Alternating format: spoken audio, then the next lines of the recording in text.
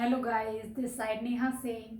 Welcome to my YouTube channel. आज मैं आपको लेव वाइगोत्स्की का सामाजिक सांस्कृतिक सिद्धांत सिखाती हूँ। लेव Vygotsky social cultural development theory. यह सिद्धांत संज्ञानात्मक विकास पर आधारित होता है। इस सिद्धांत में अब क्या होता है कि बच्चा, लेव वाइगोत्स्की कहता है कि बच्चा हमेशा समाज से सीखता है, समाज के द्वारा ही सीखता है इसमें। ठीक है, बच्चों के सामने जैसी सुविधाएं होंगी उसका विकास वैसा ही होगा। इसका मतलब जो समाज, जैसा उस बच्चे को समाज मिलेगा बच्चा वैसा ही बनेगा। उसको गंदा समाज मिलेगा तो बच्चा गंदा बनेगा, बच्चे को अच्छा समाज मिलेगा तो बच्चा अच्छा बनेगा। ठीक है, वाइगोत्स्की के अनुसार बच्चा पहले भाषा लैंग्वेज सीखता है, फिर विचार थॉट्स बनाता है। वाइगोत्स्की कहते हैं कि पहले बच्चा जो होता है वो पहले लैंग्वेज सीखता है, किसी भी चीज़ की लैंग्वेज सीखता है, पहले भाषा सीखता है, उसके बाद विचार, उसके बाद उसके दिमाग में थॉट्स आते हैं, विचार आते हैं। पर इसका उल्टा जीन प्याजे इसके उल्टा है। जीन प्याजे कहता है कि पहले बच्चा सोचता है, अपनी सोच से ही, परिकल्पनाओं की अपनी सोच से ही भाषा का ज्ञान प्राप्त करता है। वाइगोत्स्की कहते हैं कि बच्चा पहले भाषा सीखता है, फिर उसके विचारों में वो आता है, आकार आता है। पर जीन प्याजे कहते हैं कि पहले बच्चा विचार लेता है, फिर उसके बाद भाषा सीखता है। इन दोनों का अपोजिट है। वाइगोत्स्की के जीन प्याजे अपोजिट है। ठीक है, बच्चे की भाषा पर विचारों का प्रभाव पड़ता है। ये वाइगोत्स्की कहते हैं जो बच्चे की भाषा है उस पर विचारों का प्रभाव पड़ता है। मतलब जो बच्चे की भाषा है वो पूरे विचार, उसके सांस्कृतिक जो समाज है उसका प्रभाव पड़ता है बच्चों के भाषा पर। ठीक है, लेव वाइगोत्स्की अपने एक ये रशियन है। लेव वाइगोत्स्की जैसे कि हमारा जीन प्याजे हमारे स्विट्जरलैंड के हैं, ये हमारे रशियन है, जो कि अब रूस में कोई जाना पसंद नहीं करता। लेव वाइगोत्स्की क्या है, हमारे रशियन है। ठीक है, इन्होंने समाज सांस्कृतिक सिद्धांत पे ही ज़्यादा वो फोकस किया है कि बच्चा हमारा समाज के ही थ्रू सीखता है। वाइगोत्स्की ने अपने दो शब्द, इनको ध्यान रखो, ये दो शब्द दिए हैं, एक तो कंस्ट्रक्ट है, एक कॉग्निटिव है। जब इन्होंने अपने दो शब्द दिए, एक संरचना और एक संज्ञान।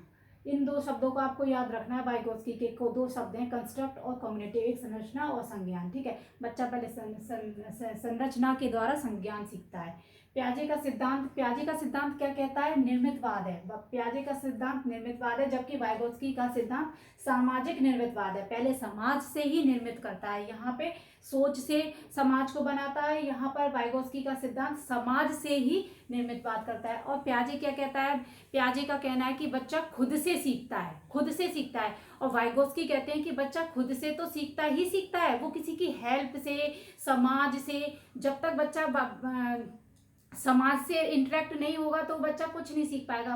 प्याजे बोलते हैं बच्चा खुद से अनुकरण करके सीखता है।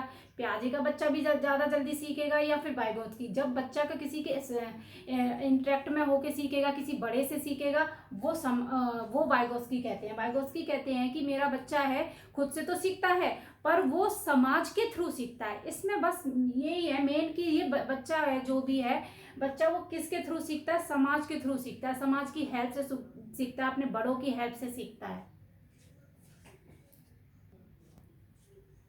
इसमें तीन टॉपिक है, तीन चीज दी है, एक जेडपीडी, एक एमक्यू और एक स्कैप फोल्डिंग। ठीक है, जेडपीडी की फुल फॉर्म याद कर लो, पूछ लिया जाता है कि जब जेडपीडी की फुल फॉर्म क्या होती है, तो जोन ऑफ प्रॉक्सिमल डेवलपमेंट। ठीक है, इसको जेडपीडी क्या होता है, निकटतम विकास का क्षेत्र, हिंदी में निकटतम विकास का क्षेत्र, और इंग्लिश में जोन ऑफ प्रॉक्सिमल डेवलपमेंट। ठीक है, क्या होता है, ये वाइगोत्स्की ने जेडपीडी किसको कहा है, जेडपीडी क्या होता है, जो विकास वास्तविक स्तर से अलग आगे विकास की ओर जाता है, जेडपीडी कहलाता है। मतलब जो भी बच्चा है किसी के थ्रू, किसी बंदे के थ्रू, किसी भी अपने बड़े के थ्रू नॉलेज लेता है, और उसके नॉलेज का उसके विकास में परिवर्तन होता है, तो वो क्या होता है, जेडपीडी होता है। मैं आपको बताती हूँ, जैसे कि ये बच्चा है, यहाँ पे एक बच्चा है।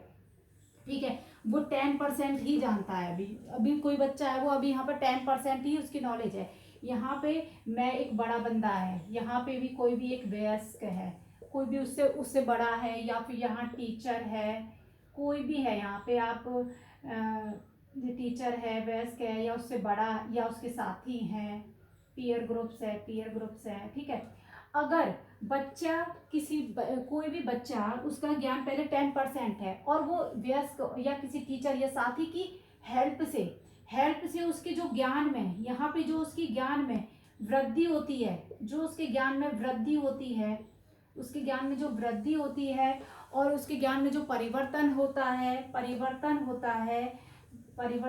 है, तो इस जो रास्ता है, इस रास्ते को क्या कहते हैं? जो बच्चे ने किसी के थ्रू सीखा, किसी बड़े के थ्रू सीखा, तो वो क्या हुआ, उसके ज्ञान में जब परिवर्तन हो गया, उसके ज्ञान में वृद्धि हो गई, तो वो ये वाला रास्ता क्या कहलाता है? ZPD कहलाता है। ये क्या होता है? ZPD होता है। जैसे कि है कोई बच्चा है, पहले उसको 10% ही नॉलेज है, ठीक है, फिर उसने किसी से कोचिंग ले ली, कोचिंग के थ्रू वो क्या कर रहा है? नॉलेज को उसको गेन हो रही है, बहुत गेन हो रही है नॉलेज। तो नॉलेज जो उसकी नॉलेज में गेन हुआ है, उसमें परिवर्तन हुआ है, उसकी वृद्धि हुई है, वो क्या हुई है? उसका जो विकास का क्षेत्र बना है, जो वृद्धि है, उसका जो क्षेत्र बना है, उसको ZPD बोलते हैं, जोन ऑफ प्रॉक्सिमल डेवलपमेंट बोलते हैं, मतलब निकटतम विकास का क्षेत्र कहते हैं। जो क्षेत्र है, जो विकास की वृद्धि होती है, जो उसके ज्ञान में वृद्धि होती है या परिवर्तन होता है, वो क्षेत्र होता है, वो ZPD होता है, ठीक है। अब जो यहाँ पे वयस्क है, जो बंदा यहाँ पे वयस्क है या टीचर है या एनीथिंग है, तो वो क्या होता है? ये MK होता है। यहाँ पे जो भी बड़ा होता है वो MK होता है, मोर नॉलेजेबल अदर पर्सन होता है, ठीक है। MKO क्या होता है? जो भी उससे बड़ा होता है, जैसे टीचर है, वयस्क है, साथी है, मतलब जिससे उसको गेन हो रहा है, जिससे उसको वृद्धि हो रही है उसके ज्ञान में, उसको कुछ नॉलेज मिल रही है, तो किसी बड़े के थ्रू, तो वो क्या होता है? MK होता है। और जो वृद्धि का, विकास का परिवर्तन होता है, उसका जो मार्ग होता है, वो रास्ता होता है, जो मतलब उसकी जो ये क्षेत्र होता है, वो ZPD होता है, ठीक है। अब आते हैं हम स्कैफ फोल्डिंग क्या होता है? स्कैफ फोल्डिंग होता है जो पीयर्स हैं, जो टीचर्स हैं, जो MKO की हेल्प से, MKO की हेल्प से जो उसको प्रोसेस होता है, हेल्प करने की जो प्रोसेस की क्रिया है, जो उसने हेल्प किया, किसी टीचर ने उस बच्चे की हेल्प की, तो उसका वो प्रोसेस, जो हेल्प करने की प्रोसेस है, वो क्या होती है? स्कैफोल्डिंग होती है। जब किसी वयस्क या टीचर से हेल्प लेने पर बच्चों के ज्ञान में वृद्धि, परिवर्तन, विकास होता है, तो इस अधिगमन क्षेत्र या लर्निंग क्षेत्र को ZPD या निकटतम विकास क्षेत्र कहते हैं। मैंने बताया कि कोई बच्चा है, मेरा बच्चा है खुद का, मेरे बच्चे को उसको नॉलेज नहीं है अल्फ़ाबेट्स की, मैंने उसको अल्फ़ाबेट्स की नॉलेज दी, मैंने कहा बेटा ये A है, ये B है, ये C है, तो उसको नॉलेज आ गई। फिर उसको A से A फॉर एप्पल भी आ गया, B से B फॉर बॉल भी आ गया, तो उसके नॉलेज में वृद्धि हो गई। अब जो ये क्षेत्र बना, जो उसका ये नॉलेज का जो क्षेत्र बन गया, बीच का जो हम दोनों में जो क्षेत्र बनाया, वो क्या कहलाया? ZPD कहलाया, ठीक है। अब स्कैप फोल्डिंग क्या होता है? बच्चा जब किसी बड़े, वयस्क या साथी या टीचर्स, पेरेंट, जो भी कोई बड़ा हो, उसकी प्रेजेंट में, उपस्थिति में कार्य करता है या हेल्प लेता है, इस सहायता लेने की प्रक्रिया या प्रोसेस को स्कैफोल्डिंग कहते हैं। जैसे है, मेरा बच्चा है, मेरे बच्चे को मैंने जो क्षेत्र बना, मैंने उसको अल्फाबेट सिखा दिए और उसने अल्फाबेट सीख लिए, उसके ज्ञान में वृद्धि हो गई, पहले नहीं आता था उसको, फिर आ गया, जो ज्ञान में वृद्धि हो, वो क्षेत्र उसका हो गया ZPD, ठीक है।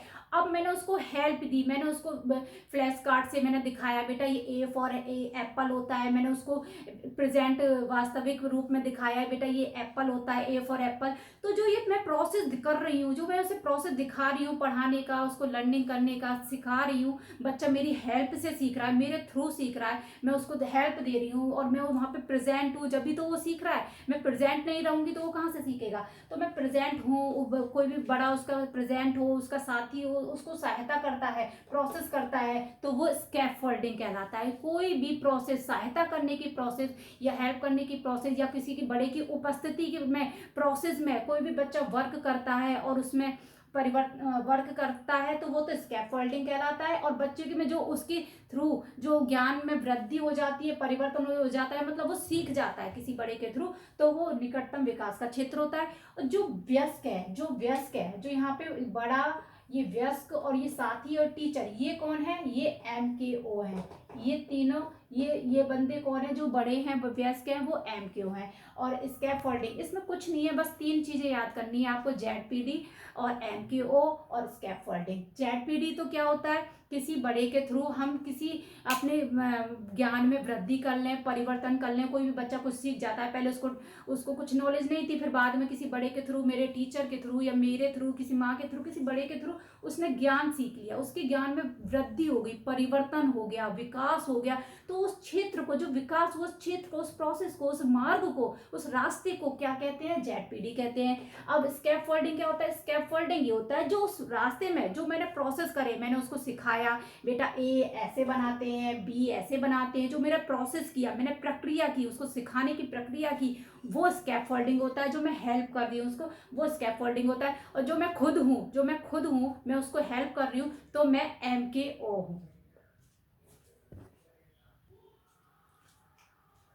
जब बच्चा किसी समस्या का समाधान का हल किसी सहायता से करता है, वह प्रक्रिया सहारा देना या स्कैफोल्डिंग कहलाती है। वही जब बच्चे के में किसी के कंफ्यूजन हो रहा है, उसके क्वेश्चन में उसको समस्या आ रही है, कोई भी प्रॉब्लम आ रही है, तो वो किसी बड़े के थ्रू उसको सॉर्ट आउट कर लेता है, तो वो क्या होता है, उसको हम एक वर्ड ये भी आ सकता है, स्कैफोल्डिंग की जगह सहारा देना, या स्कैफोल्डिंग कहलाती है। ठीक है, स्कैफोल्डिंग के 4 स्तर दिए हैं, प्रोसेस दे रखे हैं, पहले क्या होता है, पहले फिर क्या होता है। स्कैफोल्डिंग में सबसे पहले क्या होता है, बच्चा अपना ज्ञान एकत्रित करता है, मतलब अपना ज्ञान एकत्रित करता है, मतलब जो भी कंटेंट है उसको पूरा इकट्ठा कर लेता है। जब किसी बड़े के थ्रू, पहले सबसे पहले बच्चा अपना ज्ञान एकत्रित करता है, फिर अपनों से बड़ों की सहायता लेता है। पहले तो उसको क्वेश्चन को, कंटेंट को इकट्ठा करेगा, अपना ज्ञान को इकट्ठा करेगा, फिर वो अपने बड़ों से सहायता लेता है। ठीक है, सहायता ले ली, फिर बड़ों की हेल्प से बच्चे के ज्ञान में वृद्धि हो गई, उस जो उसने सहायता ली, हेल्प ली, उसके ज्ञान में वृद्धि हो गई। ठीक है, उसके बाद जो मदद करने की प्रक्रिया, जो उसने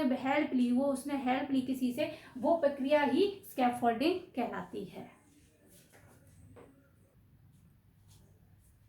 अब इसमें सहयोगी अधिगमन, एक ये भी होता है, कोऑपरेटिव लर्निंग या पारस्परिक शिक्षण, रेसिप्रोकल लर्निंग। जो वाइगोस्की होता है वो क्या कहता है, बच्चा पारस्परिक के मतलब जो वाइगोस्की का सिद्धांत है वो सहयोगी अधिगमन सिद्धांत पर डिपेंड करता है। आप में पूछ सकता है क्वेश्चन में कि वाइगोस्की का सिद्धांत किसके वाइगोस्की के सिद्धांत में क्या लर्निंग है, तो सहयोगी अधिगमन लर्निंग होती है, मतलब कोऑपरेटिव लर्निंग कहलाती है। रेसिप्रोकल लर्निंग, पारस्परिक शिक्षण, मतलब एक दूसरे के थ्रू। ठीक है, इसके भी 4 स्टेप्स दे रखे हैं सहयोगी के। पहले बच्चे का प्रश्न पूछना, दूसरा स्पष्ट करना, तीसरा सारांशित करना, चौथा भविष्यवाणी करना। अब स्कैफोल्डिंग का क्या स्टेप्स होता है, ये भी एक क्वेश्चन एक बार पूछा गया है। स्कैफोल्डिंग क्या होता है, स्कैफोल्डिंग कैसी प्रक्रिया है, सीढ़ी नुमा कार्य करता है। स्कैफोल्डिंग सीढ़ी नुमा, मतलब पहले बच्चा कंटेंट लेगा, फिर उसके बाद किसी बड़े को MKO को ढूंढेगा, फिर उसके बाद उसकी हेल्प लेगा, वो जो हेल्प होगी वो स्कैफोल्डिंग होती है। ये 4 स्टेप्स इसके दे रखे हैं। अब इन्होंने क्या, वाइगोस्की ने अपने 3 डोनेम दिए हैं। इसमें वाइगोस्की ने 3 डोमेन दिए हैं, 3 आयाम है। पहला आपका सोशल, फिर सेकंड है कल्चर, एक है थर्ड लैंग्वेज। बच्चे में ये 3 वर्डों को याद रखना। पहला है सोशल, कल्चर, लैंग्वेज। बच्चे में समाज, सांस्कृतिक और भाषा। वाइगोस्की ने क्या कहा है, बच्चों में भाषा और विचार पहले अलग अलग होते हैं, फिर बाद में आपस में मिल जाते हैं। पहले बच्चे में भाषा होती है, फिर विचार होते हैं, ये दोनों पहले अलग अलग होते हैं। पहले बच्चे में भाषा होती है, फिर विचार होती है, फिर बाद में बड़े हो जाते हैं, उसके बाद में ये आपस में मिल जाते हैं। पहले भाषा होती है और विचार होते हैं, पहले भाषा होती है और विचार होते हैं, स्वतंत्र होते हैं पहले स्टार्ट में, फिर बाद में ये दोनों आपस में मिल जाते हैं। भाषा और विचार बाद में आपस में मिल जाते हैं। इन्होंने 3 डोनेम दिए हैं। इन डोमेन, किसी भी क्वेश्चन में इनके डोनेम आ सकते हैं, आयाम हो सकते हैं। इनने वाइगोस्की ने 3 शब्दों पर बताया है, समाज, सांस्कृतिक और भाषा। पहले समाज, सांस्कृतिक और भाषा। पहले बच्चा भाषा और विचार सीखता है, फिर उसके बाद वो स्वतंत्र होकर अब दोनों आपस में मिल जाते हैं। बच्चा समाज के थ्रू और संस्कृति के थ्रू भाषा ही सीखता है। इन्होंने 3 डोमेन दिए हैं, सोशल, कल्चर, लैंग्वेज। इनको आप वर्डों को याद रखिएगा। ठीक है, वाइगोस्की ने 3 स्पीच भी दे रखी है। इनकी 3 स्पीच है, एक सोशल स्पीच, एक है आपकी प्राइवेट स्पीच, एक इनर स्पीच। इन्होंने 3 स्पीच दी हैं वाइगोस्की ने। एक है आपकी सामाजिक भाषण वाक, एक है निजी वाक या ईगो सेंट्रिज्म स्पीच। निजी प्राइवेट स्पीच को ईगो सेंट्रिज्म स्पीच भी कह सकते हैं, ठीक है। और थर्ड है आपकी इनर स्पीच।